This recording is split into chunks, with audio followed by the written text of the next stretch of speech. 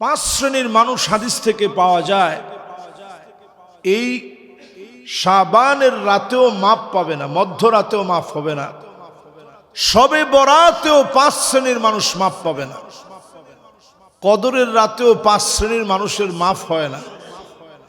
এর মধ্যে এক নম্বর মুশরিক, যে লোকটা শিরকের সঙ্গে লেগে আছে, আল্লাহ পাক তাকে মাফ করবে না। শুধু এতটুকুন নিজের দিলের ভিতরে বসায় নেন, দুনিয়ার কেউ কাউকে কিচ্ছু দিতে পারে না, একমাত্র শুধুমাত্র যিনি দিতে পারেন তিনি কে? এজন্য এখন থেকে আল্লাহর কাছে চাইতে শুরু করেন। শিরকের গুনাহ অজানা অনেক শিরক আমরা করে ফেলেছি, জানি না করে ফেলেছি। আল্লাহর কাছে এজন্য ক্ষমা চান। অজানা যত শিরক করে ফেলেছি আল্লাহ সেগুলো আপনি মাফ করে দেন। দুনিয়ার কোন মাজার অথবা কোন কবর কাউকে কিচ্ছু দিতে পারে না।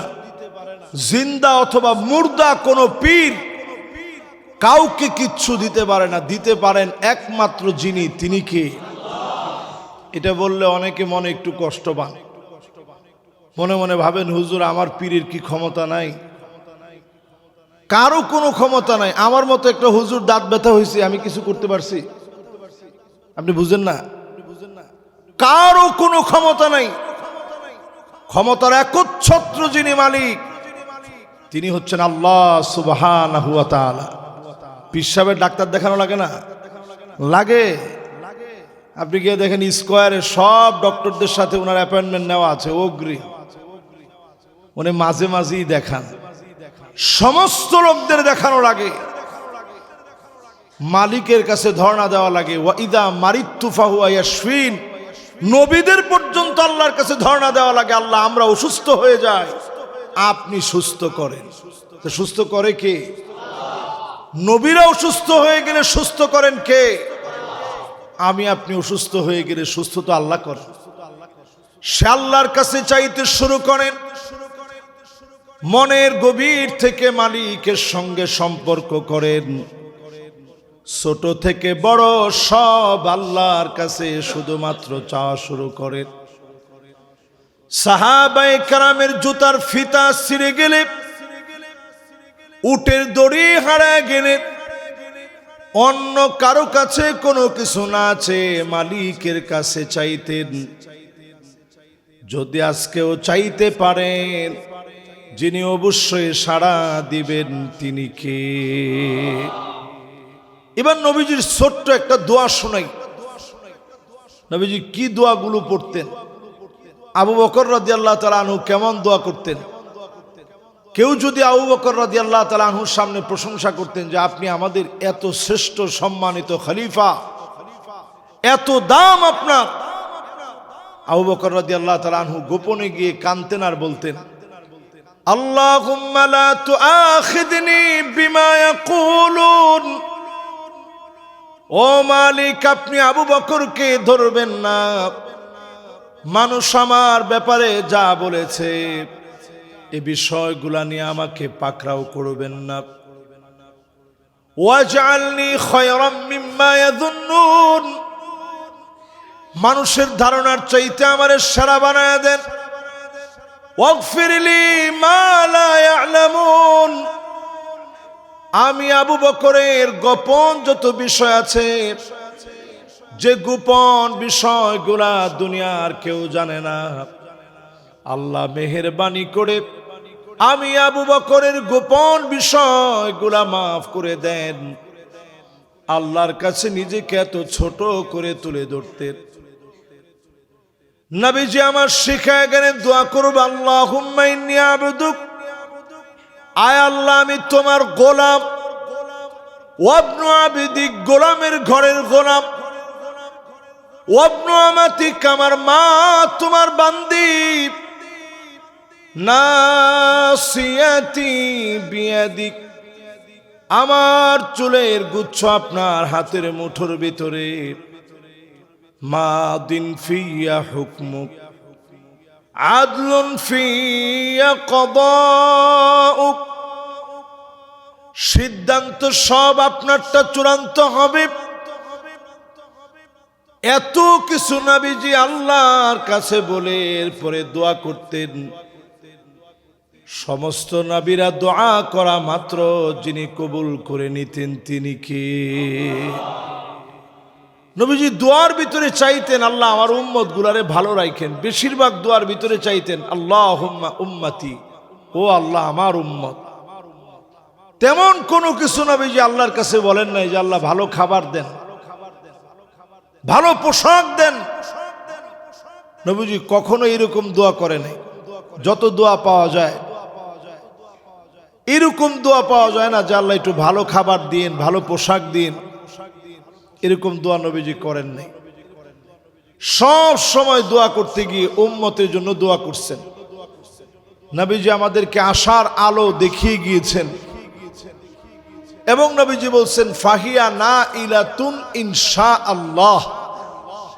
সেদিন আমার উম্মত ওই যে দুনিয়ার জীবনে আল্লাহর কাছে কিছুই চাই নাই, শুধু তায়েফের ময়দানে তিনবার নবীজি জ্ঞান হারায় ফেলছে। এরপরেও নবীজি বদদোয়া করেন নাই, বলেন নাই আল্লাহ তুমি কাফেরদেরকে শেষ করে দাও। নবীজি আল্লাহর কাছে হেদায়েত চাইলেন। তিনবার জ্ঞান হারায়ও নবীজি হেদায়েত চাইলেন যে আল্লাহ এই মানুষগুলো একদিন হেদায়েতের উপরে আসবে। নবীজি আমার হেদায়েত কামনা করলেন।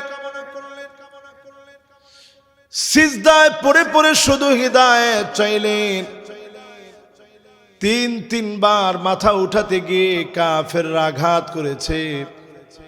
নবীজি জ্ঞান হারায় ফেলছেন। এই দিনের দাওয়াত দিতে গিয়ে আবদুন ওয়া হুররুন, একজন স্বাধীন আর একজন পরাধীন ব্যক্তিকে নিয়ে দিনের দাওয়াত শুরু করলেন। স্বাধীন ছিলেন হযরতে আবু বকর, পরাধীন ছিলেন হযরতে বেলাল। এই দুইজনকে নিয়ে দিনের দাওয়াত শুরু করে দিলেন। যিনি কবুল করে দিনকে বিজয়ী বানায় দিলেন তিনি কে? এজন্য আরবিতে এটা খুব চমৎকার, আবদুন ওয়া হুররুন। একজন স্বাধীন আর একজন পরাধীনকে নিয়ে নবীজি দিনের দাওয়াত শুরু করছেন। আর রাত জেগে জেগে আল্লাহর কাছে কাঁদছেন। দিনের বেলায় দাওয়াত দিতে পারেন নাই, রাত্রে গোপনে গোপনে দাওয়াত দিচ্ছেন। দারুল আরকাম নামে মাদ্রাসা প্রতিষ্ঠা করে কোরআনের তালিম নবীজি সেখানে প্রদান করেছেন। সেই নবীজি আমার সকল ক্ষেত্রে চাইছেন কার কাছে? আল্লাহর কাছে। দুনিয়ার কোন ব্যক্তির কাছে কোনো কিছু চাওয়া যায় না, একমাত্র চাইতে হয় আল্লাহর কাছে। নবীজি বলছেন এটা যে বুঝবে, শিরিক যে করবে না, ফাহিয়া না ইলাতুন ইনশাআল্লাহ, সেই দিন সে আমার শাফাআত পাবে, ধন্য হয়ে যাবে। যে লোকটা আল্লাহর কাছে চাইছেন, যিনি দামি বানায় দিবেন তিনি কে? অনেকে কইবেন যে হুজুর একজন এমপি মন্ত্রীর কাছে যাইতে মাধ্যম লাগে, আল্লাহর কাছে যাইতে কি মাধ্যম লাগবে না? হ্যাঁ, আপনি মাধ্যম নিবেন, কোনো অসুবিধা নাই। এই যে আজকে আপনারা বসছেন এখানে খতিবের কথা শুনতেছেন, আলেমের কাছে গেছেন, নেককার কোন আল্লাহওয়ালার কাছে গেছেন, তিনি আপনাকে দিনের অনেক কথা বুঝাই দিচ্ছে, বুঝাই দিয়ে আপনারে বলছে চাইতে হবে কিন্তু আল্লাহর কাছে, উপরওয়ালার কাছে। এই বুঝ নিয়ে যদি আপনি আল্লাহর কাছে চাইতে পারেন কোনো সমস্যা নেই। কিন্তু আপনি যদি কোন যে আল্লাহ আমার পীরের উসিলায়, আমার পীরের কদমে, এরপরে পীরের কদম না তো সব পীরের কদমে বক্সায় তো দেয়। কেউ জিজ্ঞাসা করলে কেমন আছেন, কয় পীরের দুয়ার বরকতে ভালো আছি। এরপরে এইটা তো একটু ভদ্রতা সুলভ কথা। অনেকে কয় যে পীরের দয়ায় ভালো আছে, আর এর চাইতে যারা ভণ্ড তারা কয় দয়ালের দয়ায় ভালো আছি। দয়াল বুঝায় আল্লাহরে বুঝায় না, দয়াল বলে তার পীররে বুঝায়। এর চাইতে যারা ভণ্ড তারা বলে যেইটা পীর ওইটাই আল্লাহ, যিনি আল্লাহ তিনি আমার পীর। এরকম ভণ্ড আছে না নাই? এরকম সব ভণ্ডামি সবে বরাতের আগে বাদ দিতে হবে, নাহলে লাভ নেই। এরকম হাজারটা সবে বরাত জীবনে আসবে, লাভ হবে না। 2 নম্বরে প্রিয় ভাইরা আমার, মুসাহিন মানে হিংসা বাদ দেওয়া লাগবে। সর্বোপরি মনে রাখা লাগবে হিংসা করা যাবে না। তো হুজুর হিংসা ছাড়া কি মানুষ আছে? সবার মনের ভিতরে তো কম বেশি হিংসা আছে, সবার মনে। এটা মানবীয় একটা প্রবৃত্তি, এটা আমাদের ভিতরে সৃষ্ট একটা আমাদের স্বভাব, যে আমরা কিছু না কিছু হিংসা করি। আপন ভাইও যদি একটু ভালো চলে তো ভাইয়ের ভিতরে জ্বলা শুরু হয়, কি রে সে তো আমার চাইতে ভালো চলতেছে। এরকম হিংসা আমাদের সমাজে আছে না নাই? তো এই হিংসা থেকে বাঁচার উপায় কি? আপনি দোয়া করবেন, আল্লাহ আমার ভাইরা আপনি দিছেন, আরো দেন। লগে আপনারা দেন, এটা আর কইতে হইব না, লগে আপনারা দেন। এটা ফেরেশতারা বলবে আপনার পক্ষ থেকে যে আল্লাহ যেই লোকটার মন এত ভালো, তোমার কাছে চাচ্ছে তার ভাইয়ের জন্য, আল্লাহ তুমি সাথে তারেও দিয়ে দিও। জোরে কোন সুবহানাল্লাহ। এই জন্য যার জন্য বেশি হিংসা হবে, যার সাফল্য আপনাকে হিংসাত্মক বানায় দিবে, তার জন্য গোপনে গোপনে দোয়া করবেন। তাহলে হিংসার গুনাহ থেকে আপনি বাঁচবেন এবং ফলশ্রুতিতে আল্লাহ রাব্বুল ইজ্জাত ওয়াল জালাল গুনাহ মাফ করে দি, হিংসা থেকে বাঁচায় দি। এই লাইলাতুন নিসফি মিন শাবান, শাবানের মধ্যরাতে যিনি আমাদেরকে কবুল করে নেবেন তিনি কে? 3 নম্বরে প্রিয় ভাইরা আমার, আকুন লিওয়ালিদাই, পিতা মাতার সাথে খারাপ ব্যবহার যারা করবে, লাইলাতুল বরাতে, শবে বরাতে, লাইলাতুল বারাআত, লাইলাতুন নিসফি মিন শাবান, শাবানের এই মধ্য রজনীতে ওই লোকদের গুনাহ যিনি মাফ করবে না তিনি কে? লাইলাতুন নিসফি মিন শাবানেও মাফ হবে না যদি আপনাকে আল্লাহ রাব্বুল আলামিন পিতা মাতার সুন্দর আচরণ, এই আচরণ যদি না করার কারণে ধরে ফেলেন, অভদ্র আচরণের কারণে যদি ধরে ফেলেন, মালিক মাফ করবে না। মা বাপ যার হায়াতে আছে, শাবানের এই বরকতপূর্ণ মাসে পিতা মাতার কাছে ক্ষমা চেয়ে নেন। যার মা বাপ কবরে চলে গেছে, মা বাবার জন্য অন্তত দোয়া করেন, মালিক বুঝ যখন ছিল তেমন বুঝি নাই, মা বাপ ছিল কিন্তু বুঝ ছিল না, এখন বুঝি মা বাপ যারা নাই, মা বাবার জন্য মালিকের কাছে দোয়া করবেন, চোখের পানি ছেড়ে দিয়ে কাঁদবেন। আপনাকে অবশ্যই যিনি মাফ করে দিবেন তিনি কে? এই জন্য এই সময়টাকে কাজে লাগান। শাবানের মধ্যরাতে আপনি ক্ষমা পাবেন না যদি মা বাপ মাফ না করে। এত একটা গুরুত্বপূর্ণ জায়গা। ওয়াসাহিবুহুমা ফিদ দুনিয়া মারুফা, দুনিয়ার জীবনে চলতে গিয়ে মা বাপ যদি মুশরিক মুশরিকা হয়, মা বাপ যদি বেঈমান হয়, দুশ্চরিত্রা লম্পট হয়, মদখোর হয়, এরপরও খারাপ ব্যবহার করা যাবে না। সুন্দর করে পায়ে ধরে নমনীয় হয়ে বোঝানো লাগবে, আব্বা এই কাজটা ঠিক না, আল্লাহ এই কাজটাকে হারাম বানায় দিয়েছেন, এই কাজটা শরীয়তে নিষিদ্ধ। ঘাড় নামায়া সুর নরম করে দিয়ে কথা বলেন। ওয়াখফিদ লাহুমা জানাহায-যুল্লি মিনার রাহমা, বিনয়ের সুরে নরম সুরে ঘাড় নোয়া কথা বলেন। মা বাবার দোয়ার কারণে যিনি দামি বানায়া দিবেন তিনি কে? এই দুনিয়াতে কেউ বড় হতে পারে নাই পিতা মাতার দোয়া ছাড়া। এই দুনিয়ার সব জায়গায় আপনি মিলায় দেখবেন মা বাবার দোয়ার কারণেই মানুষ বড় হয়। আজকের এই মসজিদের এই জায়গা থেকে শুরু করে সামনে যারা বসা আছেন মিলায় দেখেন মা বাবার দোয়াটা এমন যেটা আপনাকে বড় বানাবেই। যদি আপনি অনেক বড় ডিগ্রিও নিয়ে থাকেন, মা বাপ যদি আপনার উপরে বেজার হয়, কোনো না কোনো একটা জায়গায় গিয়ে আপনি ধরা খেয়ে যাবেন, ধরা খাবেনই খাবেন। এজন্য পিতা মাতা যাদের হায়াতে আছে ফোন দিয়ে হলেও দেশের বাড়িতে বলবেন, মা শাবান মাস চলে আসছে, এই তো রমজান আসছে বলে এই শাবানের এই বরকতপূর্ণ সময়ে আপনি আমারে ক্ষমা করে দিন। এরকম যদি ক্ষমা চেয়ে নেন, হতে পারে আপনাকে যিনি মাফ করে দিবেন তিনি কে? এরপরে এই শাবান মাসে আল্লাহ পাক মাফ করবে না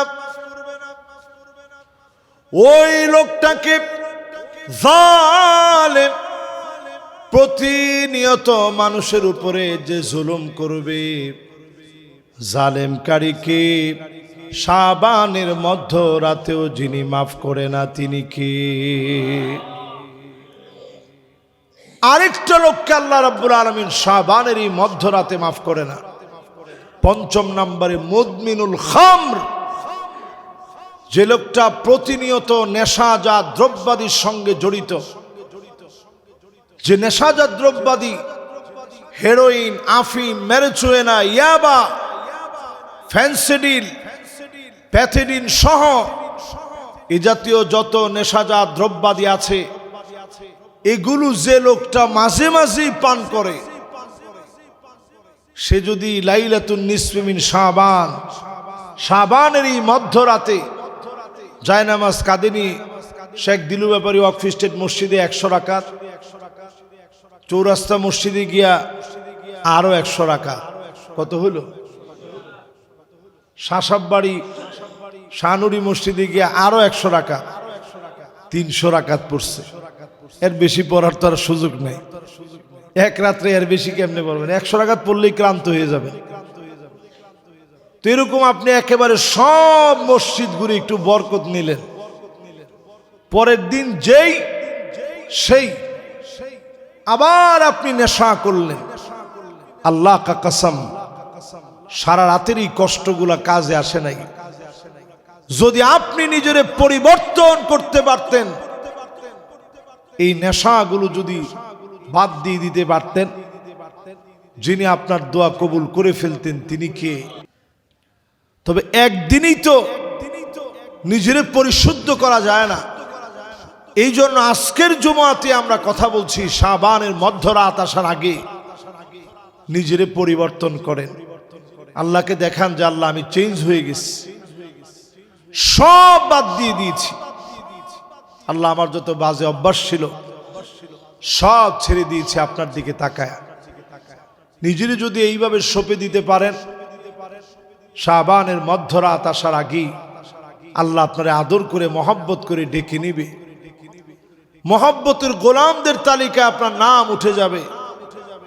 আমরা মনে করি শুধু শাবানের মধ্যরাতে আল্লাহ প্রথম আকাশ, আল্লাহ রাব্বুল ইজ্জাত ওয়াল জালাল আপনার নিকটবর্তী আকাশ একেবারে কাছে এসে আপনি ডাকতে থাকেন, গোলাম কি লাগবে আমার কাছে বল।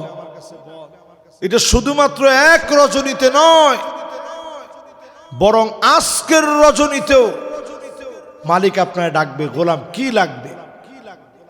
গুনাহ থাকলে আমার কাছে মাফ চাও।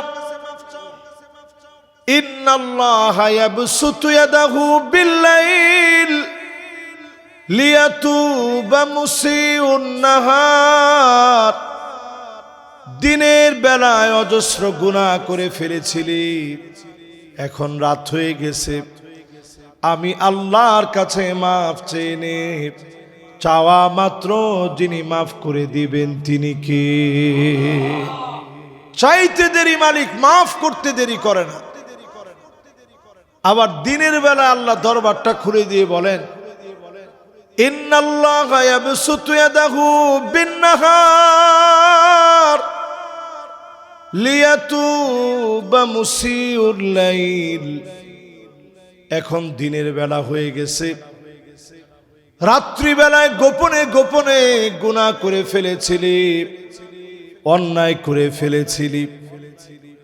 গোলাম রে, এখন তো দিন হয়ে গেছে, আমি আল্লাহর কাছে রাতের গুনার জন্য মাফ চেয়ে নে। চাওয়া মাত্র যিনি মাফ করে দিবেন তিনি কে? মনের ভিতরে একটু অনুধাবন করেন, কিরকম একজন মালিক আপনার আছে, দিন রাতে মালিক মাফ করে।